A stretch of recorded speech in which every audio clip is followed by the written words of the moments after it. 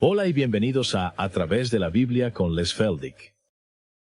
Un ganadero y agricultor de Oklahoma, Les Feldick ha estado enseñando clases de Biblia al estilo casero durante 20 años en Iowa, Oklahoma y Texas.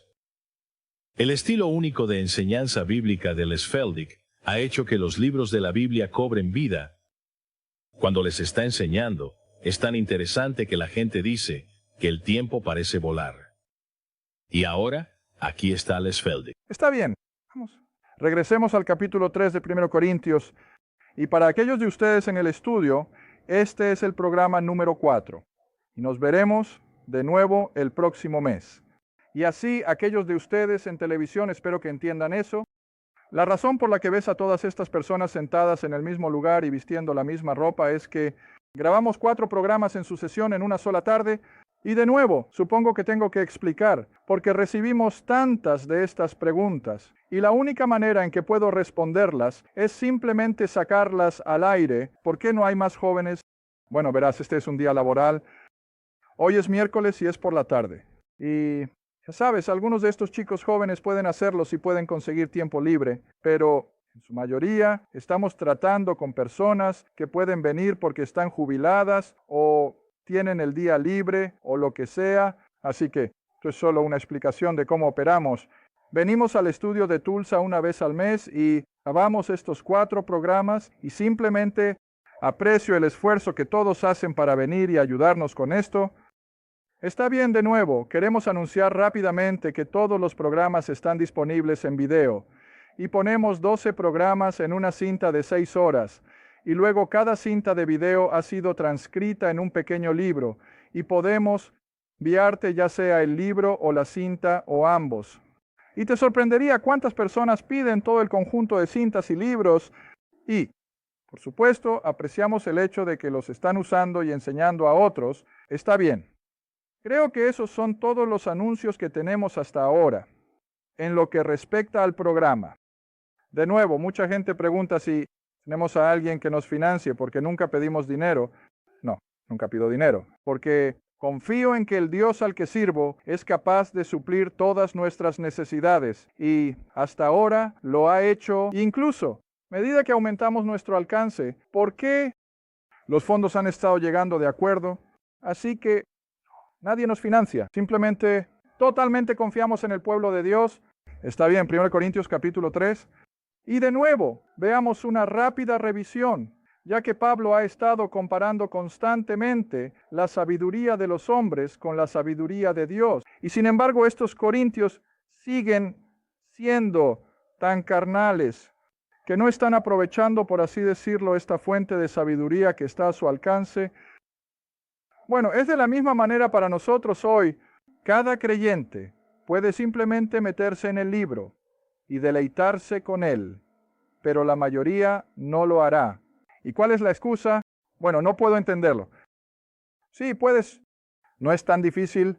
Y por supuesto, mi primera premisa es que lo primero que debes hacer es separar lo que es para el judío y lo que es para el gentil. Ahora, eso no significa que dejes de lado lo que es para el judío, sino que comparas la escritura con la escritura.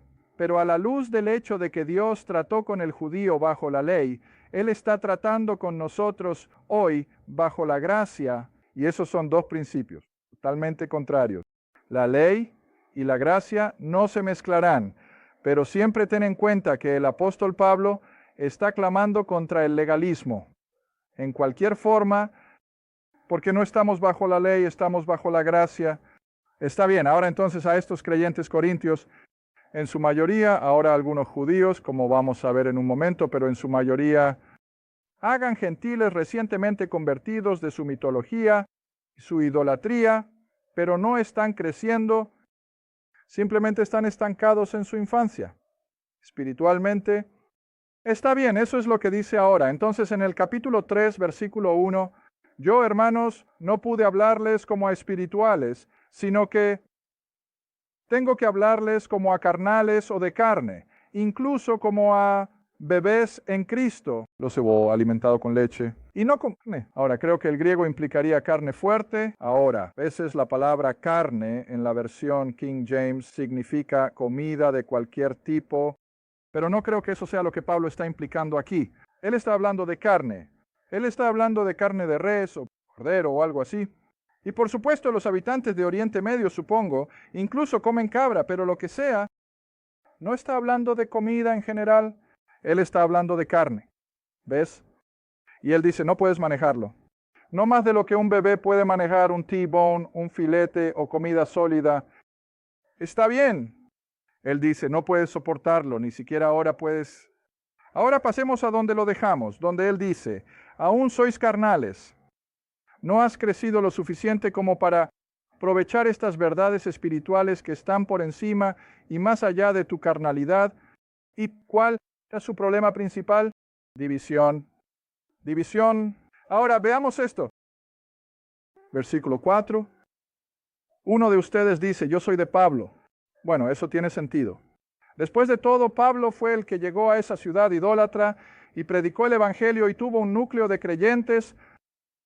Naturalmente, se aferrarían a Pablo porque él fue el que fue instrumental. Pero ahora vamos a volver al capítulo 18 de Hechos. Después de que Pablo había establecido muchas de estas congregaciones, naturalmente, Dios usó a otros hombres.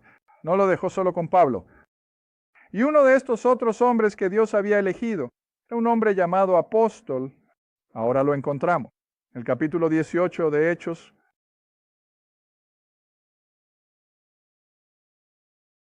Verso 24. Ahora, Apolos no llega a la iglesia de Corinto de inmediato. Primero llega a Éfeso, que está al otro lado del mar Egeo, por supuesto, en la costa occidental de Turquía. Y cuando Apolos llega a Éfeso, en el verso 24 de los Hechos, capítulo 18, se menciona a un cierto judío llamado Apolos, nacido en Alejandría. Ahora eso está en Egipto, donde también había, creo, una especie de seminario. Ahí es donde se originó la Septuaginta, cuando los eruditos judíos se reunieron, recuerda, hace unos 300 años antes de Cristo, y tradujeron el Antiguo Testamento hebreo al griego. Y creo que fue una traducción válida, porque una y otra vez Jesús citó de la Septuaginta, y no creo que lo hubiera hecho si hubiera sido una falsificación. Muy bien, ahora este hombre, Apolos, provenía de esa misma área de hebreos intelectuales, judíos, y era un hombre elocuente. Ahora, ¿qué te dice eso? Porque aquí había un tipo que venía con todas las apariencias externas de alguien que era magnético, alguien que podía cautivar a una multitud. Tengo que imaginar que probablemente era un caballero apuesto, probablemente no estaba bien vestido, pero además de todo lo demás tenía el don de la oratoria. Podía literalmente cautivar a las personas con su discurso, con su oratoria. Muy bien, sigue leyendo. Era un hombre elocuente, continuando en el verso 24. ¿Y cuál es la siguiente palabra? Poderoso. En las Escrituras, ahora, tente y piensa. ¿Cuánto de las Escrituras tiene la iglesia primitiva? Antiguo Testamento. Mira, no hay nada del Nuevo Testamento escrito aún, ni siquiera los Evangelios. Las cartas de Pablo, incluso, mientras se están escribiendo, aún no se han circulado como la Biblia. Y así, las únicas escrituras de las que estas personas podían predicar era del Antiguo Testamento. Muy bien, ahora aquí viene Apolos. Y de nuevo, dado que vino de Alejandría, tengo que pensar en mi propia mente que probablemente estaba bastante bien educado de ese mismo grupo. Eso tradujo el Antiguo Testamento hebreo al griego. Muy bien, ahora este hombre elocuente, creo que bien educado y talentoso, llega a la iglesia en Éfeso, justo al otro lado del GIC desde Corinto. Verso 25, este hombre, Apolos, fue instruido o había sido enseñado por otras personas en el camino del Señor, siendo ferviente en el Espíritu, y hablaba y enseñaba diligentemente las cosas del Señor, sabiendo solo que el bautismo de Juan, en otras palabras, ahora enfoquemos nuestro pensamiento. ¿Cuánto de cristianismo sabía Apolos? Bueno, diría que nada. ¿Ves? Porque el evangelio del reino que fue predicado por Jesús en los 12 era básicamente judío estaba relacionado con la adoración en el templo, estaba relacionado con los pactos del Antiguo Testamento, era la promesa de la venida del Mesías. Y como mencioné en uno de mis programas anteriores, un caballero que contribuye cada mes escribió en una de sus últimas notitas y dice, vaya, qué emoción ver que la sangre de los animales era la única forma de acercarse a Dios en el Antiguo Testamento. Así que en consecuencia los 4 evangelios pertenecen al Antiguo Testamento. La sangre de Cristo es el camino hacia Dios una vez que llegamos a las revelaciones de Pablo. Y así tienes que mantener esos dos conceptos separados. Así que aquí viene Apolos. Él no sabe nada del evangelio de Pablo. Él solo conoce el evangelio del reino que había sido predicado por Jesús, los 12 y Juan el Bautista. Y eso era arrepentimiento y bautismo. Y creyendo que Jesús era el Cristo, eso era todo lo que sabía Apolos. Oh, muchacho, Dios siempre tiene a la persona adecuada en el lugar correcto, en el momento justo, ¿no es así? Entonces, ¿quién se lleva a Apolos a un lado y le dice, espera un momento, Apolos, eres un gran orador, eres magnético? Nos encanta sentarnos y escucharte mientras abres el Antiguo Testamento, pero Apolos, te falta algo. Y supongo que Apolos pensó sobre estos humildes fabricantes de tiendas. ¿Qué intentan decirme? Pero siempre digo que admiro a Apolos porque escuchó un gran hombre que se sentó, evidentemente, y escuchó a estos 2 humildes fabricantes de tiendas, Priscila y Aquila. Está bien, ahora, veamos qué le dicen.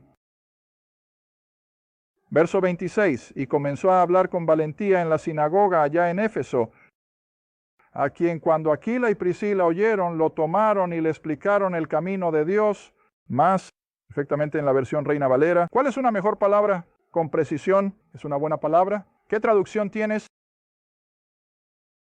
Con precisión, voy a decir más completamente. ¿Ves? Más completamente. En otras palabras, Priscila y Aquila están en una posición para decirle a Apolos algo que él no sabía. Ahora retrocedamos al capítulo 18 y veamos de dónde obtuvieron su conocimiento. Retrocedamos al capítulo 18, verso 1. Después de estas cosas, Pablo partió de Atenas y llegó a Corinto, donde encontró a un cierto judío llamado Aquila, el mismo Aquila que tenemos aquí en el verso 26, nacido en Ponto, que recientemente había llegado de Italia con su esposa Priscila, debido a la orden de salir de Roma. Y Pablo llegó a Priscila y Aquila, ahora en Corinto. Verso 3, y como él era del mismo oficio, se quedó o habitó con Priscila y Aquila y trabajó en la versión Reina Valera, porque por su ocupación eran fabricantes de tiendas. Ahora el verso 4. Discutía en la sinagoga cada sábado y persuadía a judíos y griegos. Ahora, no voy a leer el resto del capítulo, naturalmente, no tenemos que hacerlo, pero a medida que pasa el tiempo y mientras Pablo, Priscila y Aquila pasan al menos una cierta cantidad de su tiempo diario con su oficio, ¿qué supones? Pablo constantemente habló sobre, o su evangelio, de eso era de lo que Pablo podía hablar. Sabes, siempre me emociona cuando podemos detenernos y visitar a personas que solo han sido conocidos a través del programa y nos han invitado a detenernos, como hicimos en las últimas semanas o 2 y durante 48 horas. ¿Crees que hablamos sobre el clima? ¿Crees que hablamos sobre política? Quiero decir, era solo hablar constantemente sobre las cosas de la palabra. Bueno, así debería ser. Y es de la misma manera con estas 3 personas. De eso era de lo que hablaban, sobre la revelación de Pablo, en relación a ahora el Cristo que había muerto, sido sepultado y resucitado de entre los muertos, ascendió de nuevo a la gloria, comisionó a este hombre ahora para llevar el evangelio de la gracia de Dios, no solo a Israel, sino al mundo entero. Está bien, así que ahora Pablo acaba de desahogarse con estas 2 personas y se ha ido por su camino. Ahora, ¿crees que Priscila y Aquila se olvidaron de todo lo que oyeron? Oh, no. Cuando Apolos llega y solo conoce el bautismo de Juan, ¿qué hacen estas 2 personas? Bueno, ya sabes lo que he dicho antes. Creo que lo llevaron a casa para cenar. Y mientras estaban sentados al otro lado de esa mesa, esas dos personas se desahogaron con ese hombre elocuente. Y ahora, si puedes, regresa a Hechos 18 hacia el final del capítulo, versículo 28. Ahora, después del versículo 26, ellos, Priscila y Aquila, explicaron el camino de Dios de manera más completa o más precisa. Ahora llegas al versículo 28 por cuestión de tiempo, porque él convenció poderosamente, ve, no solo usando las escrituras del Antiguo Testamento ahora, sino con lo que ha aprendido de Priscila y Aquila. Él convenció poderosamente a los judíos, y eso públicamente, demostrando por las escrituras que Jesús era el Cristo. Y luego sigues y descubres que Apolos logró grandes cosas. Está bien, ahora entonces regresas al capítulo 3. Este es el mismo hombre que ahora ha seguido los pasos de Pablo, y ahora está en la congregación en Corinto, y de nuevo está exponiendo con elocuencia y una capacidad para abrir las escrituras, pero ahora, por supuesto, tenía que estar de acuerdo con el evangelio de Pablo. Así que no había diferencias doctrinales, pero sí había diferencias de personalidades. ¿Ves? Ahora hemos mostrado antes, Pablo no era el tipo de hombre que simplemente atraía a las personas por su apariencia y su forma de hablar y demás. Era todo lo contrario. Pablo ganó a sus conversos estrictamente a través de la obra del Espíritu Santo. Pablo físicamente no creo que tuviera tanto que ofrecer como Apolos. Y entonces, ¿qué hacen ahora estos creyentes en Corinto? Bueno, algunos, debido al hecho de que Pablo fue quien los sacó de su idolatría y su inmoralidad, naturalmente tenían una adherencia a ese hombre, pero llega Apolos, ¿ves? Y con su magnetismo y su carisma, tomó a un grupo de personas y dijo, oye, no queremos tener tanto que ver con Pablo, vamos a seguir a Apolos. Bueno, eso es comprensible porque la gente sigue haciendo lo mismo hoy en día. He visto iglesias que simplemente se desmoronan cuando un pastor se va. Bueno, eso no está bien. En otras palabras, esa iglesia ha sido leal al hombre en lugar de a la palabra de Dios y al Cristo a quien adoran. Y así, siempre recuerda esto, que no debes poner tus ojos ni colgar tu corazón en un hombre, sino en su lugar, que esté centrado en la palabra de Dios y en el Cristo que nos compró. Muy bien, ahora tenemos otro grupo en la iglesia aquí en Corinto, por pequeño que fuera, y son aquellos que van a adherirse a Apolos y Pedro. Ahora, sabes, he dicho a lo largo de los años, mientras he estado enseñando, que no creía que los 12 en sí tuvieran un ministerio entre los gentiles. Ahora, eso no significa que nunca tuvieran la oportunidad de hacerlo. Saluda a algunos de estos creyentes, y estoy seguro de que Pablo habría sido el primero en darle a Pedro la oportunidad de hablar a los creyentes en Corinto, pero no creo que Pedro fuera fundamental en sacar a estas personas del paganismo y llevarlas a la salvación, pero, sin embargo, tienes este grupo en Corinto que va a aferrarse a Pedro en lugar de a Pablo o a Apolos. Entonces, como he mencionado en una de mis otras clases, ¿qué grupo de personas es que eran? Creo que era el elemento judío.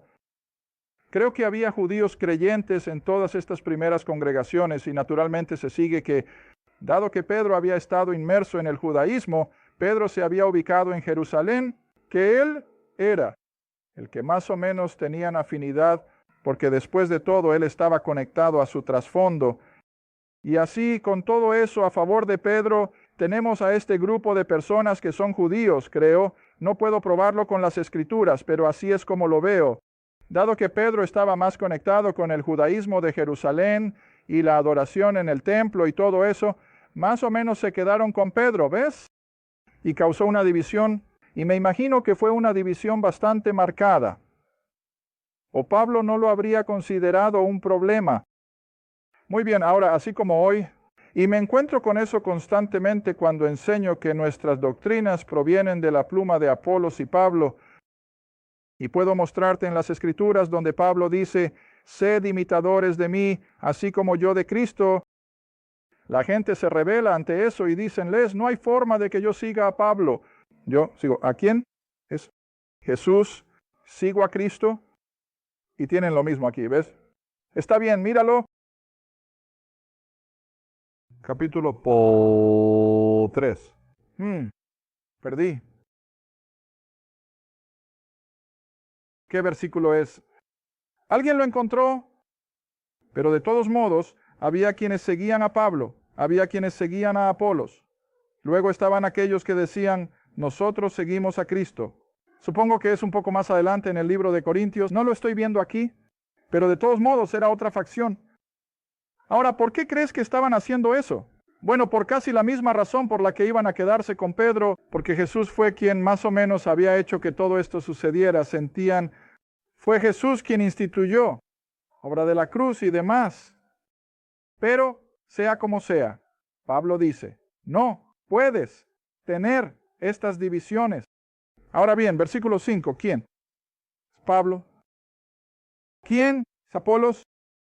Pero los ministros, ¿quiénes creíste? Incluso, como el Señor dio. Y creo que lo que se menciona aquí es la medida de fe. Así como Dios le dio la medida de fe a cada hombre. Ahora Pablo dice, así es como realmente funciona. Yo regué o planté, lo siento. Él dijo, yo planté. Apolos vino y regó. Pero ¿quién provocó el aumento? Bueno, Dios lo hizo. Esa es la misma manera hoy en día. Sabes, no siempre tienes que ver los frutos de tu testimonio y tu testificación. No tienes que ser tú quien vea a una persona salvada. Todo lo que tienes que hacer es que siembra la semilla. Siembras, semilla. Siembro la semilla. Alguien más puede venir y añadir a su comprensión y tal vez incluso una tercera persona venga y los lleve un poco más lejos. Pero independientemente de cuántos de nosotros podamos estar involucrados en la salvación de un individuo, ¿quién es la causa final? Bueno, Dios es, mira, Dios da el aumento. Nunca pierdas de vista eso. Está bien, versículo 7. Así que ahora ya sea que seamos el que planta o el que riega o cualquier otra parte del trabajo que podamos hacer, eso no es lo que cuenta. Ni el que riega, sino Dios da el aumento. Y eso es lo que tenemos que entender. Léelo de nuevo. Tengo un planeta, versículo 6. Apolo es regado, pero Dios da el aumento. En otras palabras, Pablo ni siquiera se atribuye el mérito, ¿ves? Está bien, y ahora, versículo 7. Tampoco el que planta es nada, ni el que riega, porque Dios dio el aumento. Verso 8, ahora el que siembra y el que riega son que uno, ¿ves? No puedo atribuirme el mérito de la salvación de alguien cuando otra persona ha tenido parte en ello. Incluso si yo fui el único, no puedo atribuirme el mérito por eso. ¿Por qué? Yo no lo salvé. Dios lo hizo. Y así, este es el papel de cada creyente. Sembramos, semilla. Y a veces, solo se necesitan un par o tres palabras. Quizás sea solo una pequeña afirmación que hará que alguien se despierte y preste atención sobre la eternidad. Oye, has sembrado la semilla y tal vez suceda algo más. Esa persona de repente se degenerará y tendrá hambre. Y luego Dios interviene y termina esa obra. Salvación. Bueno, realmente. No tengo tiempo para hacer justicia a la siguiente parte, pero supongo que más vale que lo intentemos. Y ahora, a la luz de todo lo que hemos visto hasta ahora en Corintios, Dios nos va a llevar ahora, por la inspiración del Espíritu Santo, desde la pluma del apóstol Pablo, toda esta idea de las obras en la vida de un creyente. Ahora, el versículo 9. Ahora, recuerda lo que acaba de decir. Yo planté, Apolos regó. Quizás alguien más tuvo una parte en eso, pero Dios dio el crecimiento.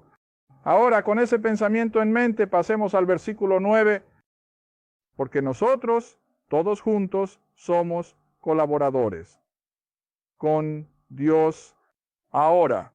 Justo en este momento, desearía poder traer uno de estos pequeños colmenares portátiles. ¿Alguno de ustedes los ha visto? Tengo un caballero en Wilburton y tal vez haya otros por ahí.